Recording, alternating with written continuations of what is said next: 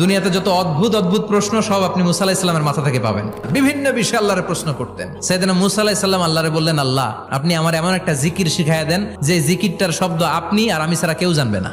দিনে রাতে সব সময় এই জিকির আমি করব, আপনারে ডাকবো, কিন্তু শর্ত হলো এই জিকিরটা জানবে শুধু আপনি আর জানবো শুধু আমি। আল্লাহ বললেন, মুসা পড়ো লা ইলাহা ইল্লাল্লাহ। মুসা আলাইহিস সালাম কয়, মাবুদ এটা তো জাতীয় জিকির, সবাই জানে।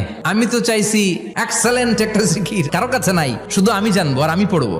আল্লাহ বললেন, মুসা এই লা ইলাহাকে যদি এক পাল্লায় রেখে দাও, তাম বিশ্ব, 7 আকাশ 7 জমিনটারে তুলে যদি তুমি আরেক পাল্লায় রেখে দাও, লা রাজাহাত কাফাতু লা ইলাহা ইল্লাল্লাহ, মুহূর্তের মধ্যে লা ইলাহার পাল্লা ভারী হয়ে যাবে। ও মুসা, তুমি যতই এক্সক্লুসিভ জিকির চাও, লা ইলাহার চেয়ে দামি জিকির আমার কাছে নাই।